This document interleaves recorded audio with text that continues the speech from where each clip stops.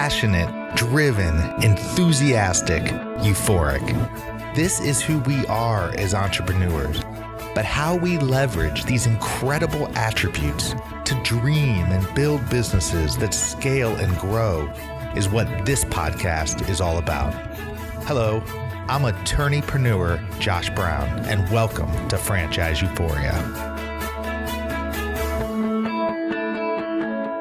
Hello, everybody. I'm thrilled to be interviewing Frank Gustafson today. Frank is the founder of OneBoldMove and the creator of the Lead Like a Marine podcast. Frank has spent 30 plus years in leadership, management, and executive leadership roles and been an entrepreneur throughout. Frank serves busy, overworked, underappreciated professionals and entrepreneurs who have burned the candle at both ends for way too long. He helps them chart a course for their future. He's a coach, trainer, and speaker certified by the John Maxwell team. Frank's story is fascinating. He was a commissioned officer in the United States Marine Corps and an entrepreneur who has experienced the highs and lows, curves, pivots, and the like. Today, we are going to gain insight into Frank's journey, specifically how he started and grew a company, how he was able to take his business to the next level of growth, and how he discovered his passions and God-given talents along the way. Hello, Frank, and welcome. Josh, how you doing, brother? It's great to be on. I'm doing fantastic. So excited to talk to you. We've been a part of some masterminds together. We met at that wonderful conference, Podcast Movement 2014, which I connected with so many people. It's fantastic. It was awesome. So let's just dive right in because we've got limited time. You're an entrepreneur, a Marine, a leader through and through. And, we're going to discuss many of those things today, but I want to first know what or who do you credit with shaping you and helping you to forge the path that you ultimately followed? It's funny. Somebody asked me that question the other day, a similar question to that the other day. I had a manager in fast food when I was 17 years old. I had a manager. His name was Frank Bravo. And he saw something in me that I didn't see and that nobody else saw in me. And he nurtured it and he cultivated it. And the guy changed my life starting at 17 years old. Well, what do you, well, I guess when you talk about that, what do you think he saw? Like, what is that? Because I think that happens to a lot of people. You hear that.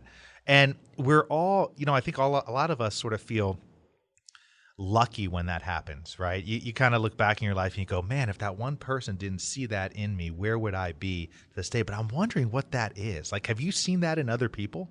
Yeah, I think I have. I think what he saw in me was just leadership potential. I mean, I was raw. I was gruff. I was opinionated. I was difficult to get along with. But he saw a leader inside of me that I didn't know was there. And he helped me kind of bring that out, even at the ripe old age of 17. And then when did you go into the Marines? Josh, it's a crazy story, but I ended up dropping out of high school and found myself sitting in my little, when you drop out of high school, a lot of times when that happens, you might have somebody in your house, like maybe a father or somebody that might say something to you, something like, well, if you're not going to go to school, you're not going to live here.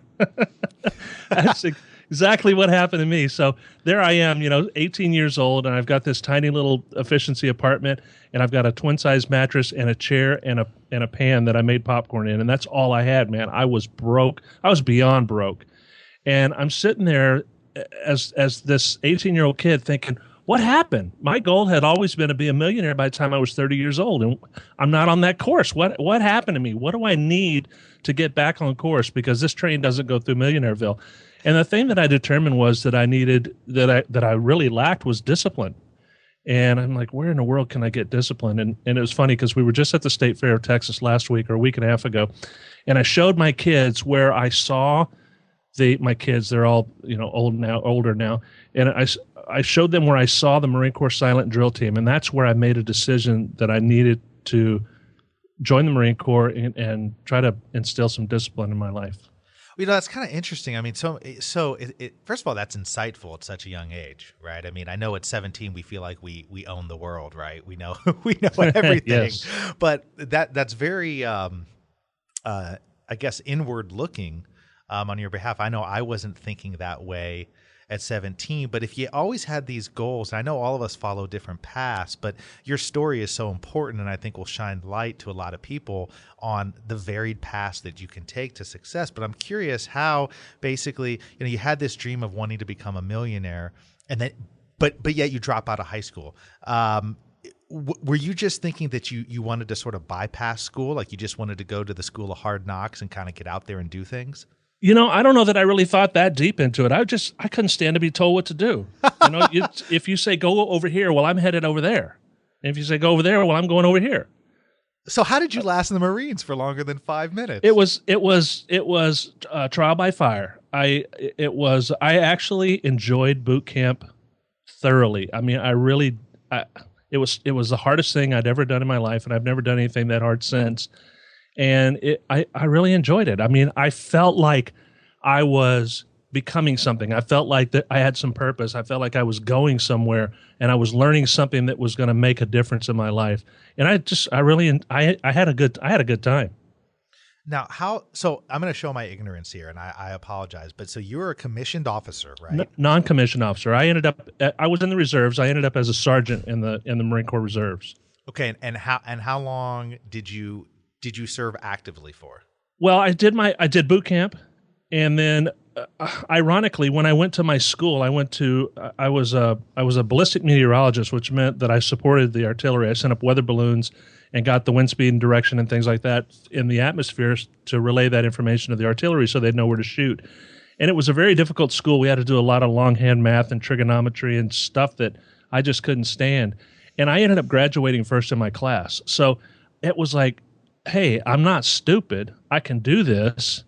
I just didn't want to do it in high school. So it was, I think it was just one of those things where through that whole process, I just kind of realized, hey, I am capable, and I can do something with my life, and I'm going to. So all in all, that was about 6 months through that whole process. So then once you left the Marines, did you go right into business? I came back home and I started a landscaping business, and I did landscaping and lawn maintenance for a couple of years, and then found kind of tripped into an opportunity to get into the telecom world. And that's what I did for 25 years, 25 of the last 30 so years.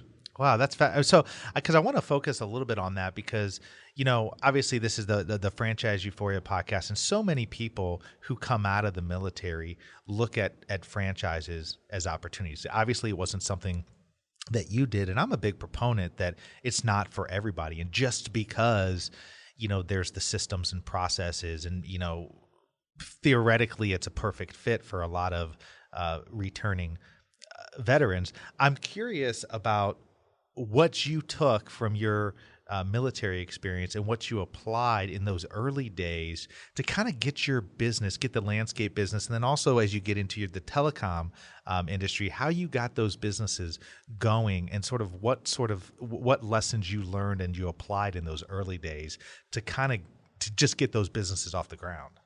Yeah, and I can speak from the Marine Corps perspective. Every Marine is taught 14 leadership principles. And these leadership principles are, they literally become part of your fiber, and they are who you are. So I think the things that I learned specifically in the Marine Corps that helped me in business were, some of the key ones were probably, decisiveness. I was able to make decisions, and showing initiative, dependability. One of the key ones, I think, is loyalty and integrity. I think integrity is kind of the foundation for all of the leadership principles. But those are the things that were just hammered into me and really became part of my DNA as a Marine. And they helped me huge in the business world. So was it difficult for you at the time? Because, I know a little bit about your story, but I don't think anybody does that. You literally became part of a company that grew from just a few employees to hundreds of employees, right? Yeah, we started the very first opportunity I had in the telecom biz was it was a startup company. It was myself, the two founders, and I was the vice president of operations. So I kind of took care of all of the back end and even got into the sales piece of it and everything. And that lasted for a couple of years, and then I ended up moving just kind of uprooting everything. My fiance at the time here in Texas, and just moved 1,000 miles north to the frozen tundra of Minnesota, and took another job at another small company that was doing telecom. And then a couple of years after that, we started a company. There were 5 of us. I talked the guy into starting the business, and I had a very small piece of it. But we started that business with 5 people in 1993. And by the time I left in 2009, we had about 600 employees. Today, I think they're probably around 800 or 900 employees. They're a $250 million business. I mean, it's or about a $500 million business at this point. But yeah, that was a meteoric growth. I learned a lot then. Well, that's in the telecom space? Yeah, that was in the telecom space. And that's where I really realized that throughout about 25 of my 30 years, I spent filling my bank account and emptying my soul. It was tough. Well, talk about that, because I think that's a interesting statement that you make, because to the average, I'm sitting here listening to it and I'm going to myself, wow, it sounds like the American dream, but it sounds like it was in part hell for you. I mean, so many people would love the opportunity to go and be part of a group of people that found a company that turns into 600, 700, 800 employees. What was missing from that opportunity that you look back and recognize in retrospect? I think for me personally, I've never really been a job guy, and it was a job. I've always been more of an entrepreneur and less of a job guy. And I said something when I talked about that particular position and what we were doing there. I would say to people, you know what?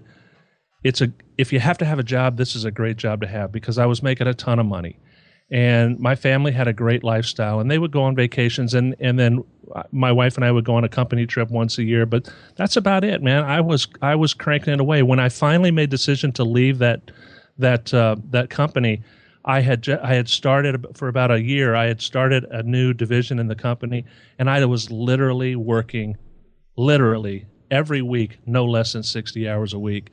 And it was just, I was making good money, but man, at the same time, I could just feel my soul just leaving me. It was tough. Well, was that because you weren't passionate about it? I mean, is that what was the division? What was the division you were working on?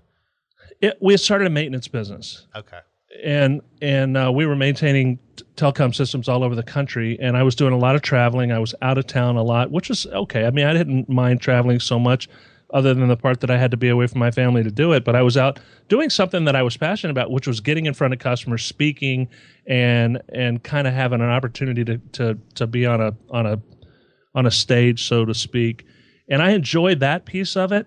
But it was, I would go out and I would meet with a customer, and then that would be about a 4-hour meeting. I would do a presentation, and then literally for 10 hours before and after that, I was doing quotes for customers, and I basically felt like I was reporting to 160 salespeople at the same time, and they were all pulling me in different directions.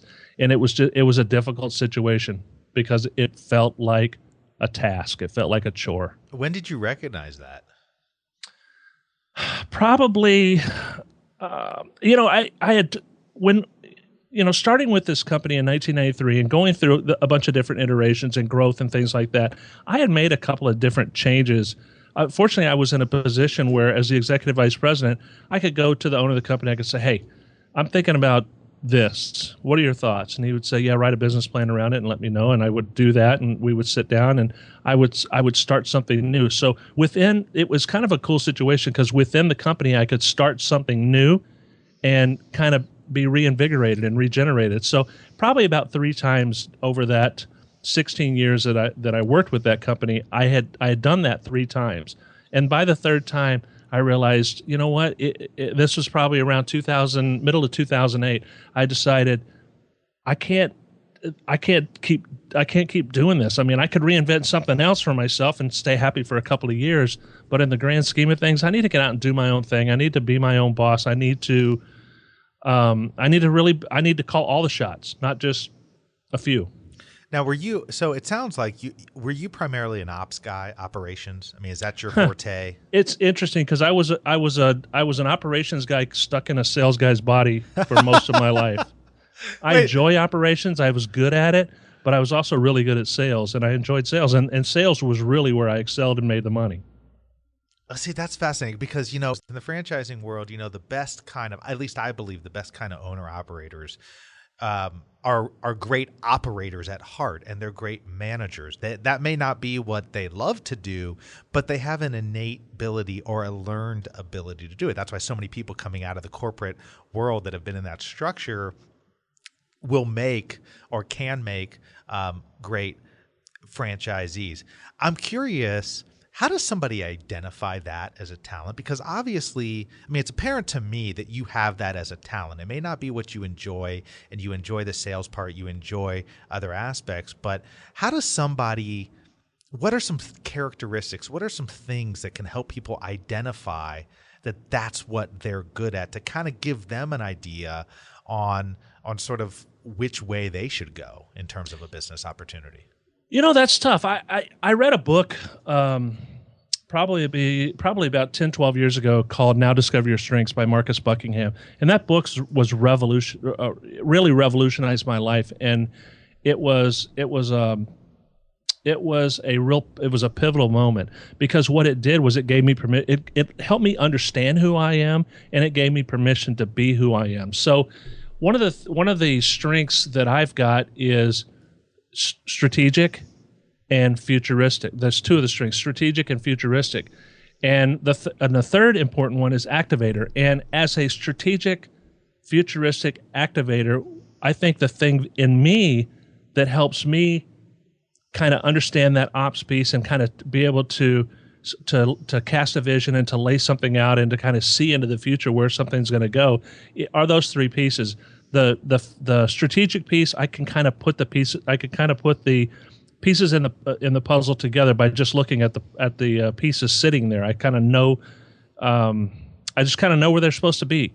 And then from the futuristic piece, it's seeing the future and understanding kind of what it's all going to look like 10 years from now, 15 years from now. And then the activator piece is I'm just on go all the time. It's just go, go, go. I might realize that I'm on the wrong path, but it's okay. I'll just back up and go down the right path once I realize that I made a mistake. And it's just that drive to just go all the time. And I think that those things are key, but I believe that if somebody wants to really understand who they are, get that book, Now Discover Your Strengths by Marcus Buckingham, or the later revision is StrengthsFinder 2.0 by Tom Rath. But I believe that Marcus Buckingham's book was a little better. And understand who you are. Really dig into what your God-given talents are, and then understand how to take those talents and cultivate them and turn them into strengths. Now, so you do you're an executive coach now, and every single person I've ever interviewed, and I tell people this too, I'm a big proponent in the personality test, the strengths finders. I have not checked out the Now Discover Your Strengths. I'm definitely going to go check that out, but I'm a big proponent that those are invaluable, right? Those are things that give you launching off points. I think part of the struggle that people find is that, you can have certain strengths, and yet within those strengths, there's multiple opportunities that can be good fits. So how do you then sort of figure out and narrow things down even from that point, if that makes sense? I think a lot of people struggle with that. Yeah, I think that you've really got to understand your passion, and you got to understand your calling. And I think that I believe that anybody with any combination of strengths, all right, there's 33 million combinations in strength finders of these 34 strengths in different combinations. So 33 million different combinations that you could come up with. And I think that just about any one of those combinations can be a successful business owner if they have a passion and a calling to do so. So I say, understand what your passion is, understand what your calling is, and then couple that with your strengths, because your strengths, your talents cultivated to become strengths are going to give you those are going to be the fuel to your passion and your calling. Well, no, I think that's great. And, I think buried inside all of that is just, once you figure those things out, go do something, right? Go do an activity that's gonna be down that path that marries up with what your strengths and what you think your calling is going to be. Because, I found that, a lot of times you can have an idea, but you don't know where the road's ultimately going to take you. But the people who tend to find the success and tend to be happiest are the people that kind of give it a go, right? I mean, they're not looking for that perfect solution. It's the whole thing that the journey is the reward kind of a thing. Right. And I know for myself, that's been the biggest difference for me. I mean, if I was always saying to myself, what is the end game going to be? I'm not sure I would ever jump at anything. Yeah. So I think there's a lot of people. And quite frankly, if you're the type of person who needs to have that certainty, then maybe entrepreneurship and business ownership is just not right for you. And that's okay, right? Because I mean, there is no guarantee. I mean, most businesses fail, right? And I know that in franchising, the beauty of franchising, as I understand it, is that there's a system there. And the typical business that doesn't have a system is that you have to have the discipline to create a system. There's a lot of opportunity for failure right there. And franchising takes a lot of that away, which is cool. Yeah, it's cool. And the numbers are always interesting. I've got, there's a company that's a great company called franchisegrade.com, and they just came out with some recent studies where if you actually break down the numbers in franchising versus non-franchise businesses, amazingly enough, they're not all that dissimilar. And I think what it does in terms of a failure rate, but I think what it does, the difference is that, for somebody who has maybe not had that experience in business ownership, it provides a good platform, a good foundation if you are part of a good franchise system from which you can grow. So in theory, you're not going to make the same mistakes. But I think what they're finding, and again, I deal with this stuff every day, and so, it's real important. I think there's a lot of bad statistics out there, but what they're finding and what makes sense is, you can have a roadmap to success, right? It's like you read a book and it'll tell you how to be successful. But at the end of the day, it's going to come down to other factors that are similar with any business. It's going to come down to geographic location. It's going to come down to your local community around you. It's going to come down to your ability to operate a business, manage a business, lead people, do all those sorts of things that, a franchise can give you a blueprint for. And for the people who have those other elements, they probably have a good chance. But you have to be real cautious and careful going into any endeavor, whether it's a franchise or not, because there's all these other elements that come into play. And I'm sure when you talk with people, right, Frank? I mean, you're dealing with you serve the busy, overworked, underappreciated professional, and many of these people probably hate their jobs or at least hate something about where they're at. I mean, how do you specifically help them right that ship and get on the right path? Well, I think you can be stuck at any level. I mean, I was stuck making 7 figures a year, and I was stuck making 4 figures a year. So I think that you can be stuck at any level. And I think that it's about trying to figure out how to get unstuck. And unstuck doesn't necessarily mean throw the baby out with the bathwater. My business is called OneBoldMove for a reason. I made a lot of bold moves. I made some bold moves that I wouldn't recommend anybody makes because I learned some real lessons. I had a year where I lost $1 million. It was a couple of bold moves that did not pay off, and I lost a ton of dough. So, but it doesn't. I don't think a bold move has to. You can look at a move and say, now that's a bold move. And then you can look at another move and say, well, that doesn't seem like a very bold move, but it could be a life-changing move. So I think some of it can just be mindset, or it can be literally throw the baby out with the bathwater and get the heck out because you are selling your soul. But it doesn't necessarily have to be that, Josh. I think that you can find joy and you can find happiness by understanding what your calling and your passion is and be okay right where you are, or by making a few minor changes that I would still call bold moves. And so do you have a particular program that you take people through?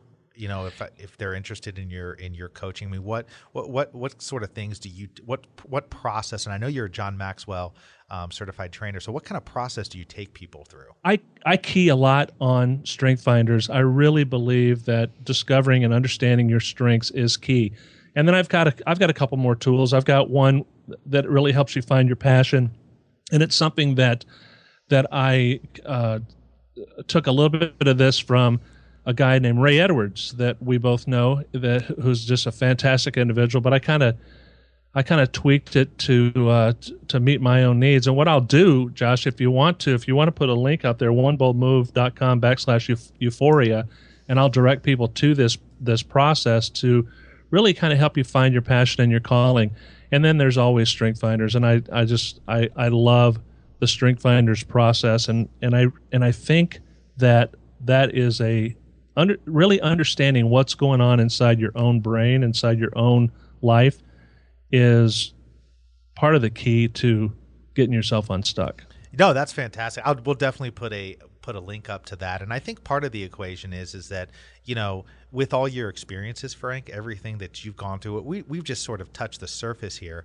But that's the thing I found with coaches, is that the most valuable ones actually have the real world experience, because some things you just can't get unless you experience it. And so now you can put yourself in the position and be a better proponent for somebody else, and you can identify things that somebody who's in it all day long may not be able to see clearly. So sometimes it's really difficult to see the forest through the trees. That's not just a trite quote. It's true. Absolutely. Well, listen, I want to finish off by asking you just a series of questions that I think will give the audience a little bit more insight just into you as a person. And fire away, brother. Let's do it. And then we'll finish off the interview. What's the most important business or other discovery that you've made in the last year? Oh, man. Most important business discovery that I've made in the last year. I believe, and I think probably it is that you can capitalize on what it is that you already know. You can make money based on what it is that you already know. So you don't need to be stuck doing what everybody else is doing. You've got skills, talents, and abilities that you can go out and create an income with that other people aren't doing right now, or that if they are, they don't have your unique set of skills and abilities, and you can create a living like that, and you can make a good life. What's one word you would use to describe yourself as a child? Tenacity. Fill in the blank. If you really knew me, you'd know that I love and that I'm passionate about my English Bulldog. Love that. What characteristic do you most admire in others? Discipline, because I lack it. And I think I know the answer to this last one, but I'll ask it anyways. And given one choice, would you rather be liked or respected? I think liked. Nah, you know what, Josh? That's a tough one, Josh. I can make a. I know these are tough questions, right? I can make a great case for both of them. My initial piece is liked, because I do want people to like me, but I believe that out of that, I don't know, man. I'm just gonna stick with liked. That's a pride. That I thought for sure you'd go with respected.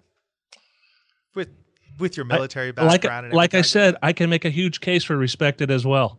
Yeah, no, it's tough questions. It is. Well, I crafted these. It's funny because I crafted these questions because I thought, man, these are tough questions, but I think it gives good insight into you, into how you think and stuff like that. Yeah. So thank you, Frank, for being a good sport, for coming on to the show.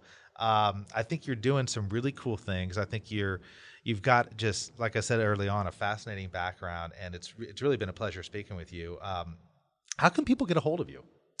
Man, if you do a Google search on Frank Gustafson, I've got the first full page pretty much locked up. But OneBoldMove is my website, OneBoldMove.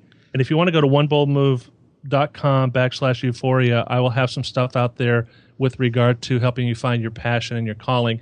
And then I'm on Twitter at F Gustafson, and I'm on Facebook. I'm on everything. You can't not find me. I love them all. I love LinkedIn. I love them all. Well, fantastic. Well, I look forward to continuing to follow what you're doing. And thanks again. I look forward to talking soon. Thanks, Josh. Appreciate you, brother.